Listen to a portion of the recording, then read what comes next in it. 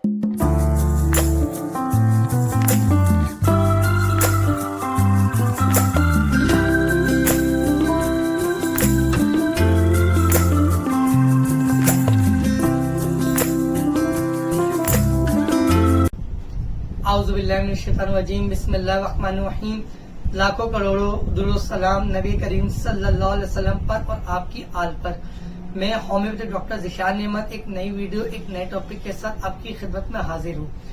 सबसे पहले अपने तमाम व्यूवर्स को मेरी तरफ से मुसलमानों की सबसे बड़ी ईद उल अजहा बहुत बहुत मुबारक हो। आज का हमारा टॉपिक ईद उल अजहा के हवाले से है कि ईद उल अजहा और लजीज खाने। ईद उल अजहा जो मुसलमानों का एक मजहबी त्योहार है, इस दिन मुसलमान सुन्नत इब्राहिमी को अदा करते हुए अल्लाह की राह में अपने खूबसूरत और पसंदीदा जानवरों को कुर्बान करते हैं। वहीं कुर्बानी के गोश्त से लजीज खानों का एहतमाम भी किया जाता है, जिसमें बारबेक्यू, टिक्का, बिरयानी और मुर्गन ग़िज़ाओं का इस्तेमाल शामिल है। कुर्बानी के गोश्त से लजीज खानों का एहतमाम जरूर करें, लेकिन एहतियात के साथ, क्योंकि बेएहतियाती करने की सूरत में तकलीफ, दर्द, परेशानी का सामना आपने खुद करना है। बाज़ औक़ात मुर्गन ग़िज़ाओं का लजीज खानों का बेएहतियाती करने की सूरत में गैस, बदहज़मी, तेज़ाबियत, सीने में जलन, खट्टी डकारे, उल्टी, मतली, मोशन, पोटी में जलन और बवासीर जैसी बीमारियों का सामना करना पड़ता है।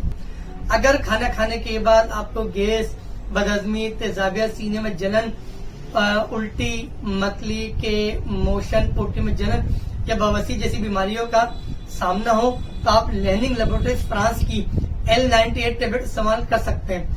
अगर आप टेबलेट इस्तेमाल नहीं करते तो आपके पास L49 ड्रॉप्स लेनिंग लेबोरेटरीज फ्रांस का मौजूद, आप ये भी इस्तेमाल कर सकते हैं।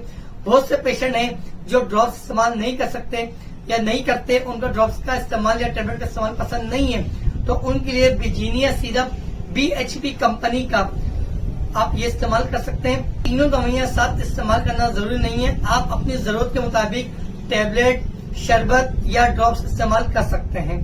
इन दवाइयों का इस्तेमाल करने के बाद आप अपनी ईद उल अजहा की खुशियों को तकलीफ, दर्द, परेशानी में बदलने से बचा सकते हैं। उम्मीद है आज की वीडियो आपको पसंद आएगी। एक नई वीडियो एक नए टॉपिक के साथ आपकी खिदमत में हाजिर होंगे। तब तक के लिए अल्लाह हाफिज।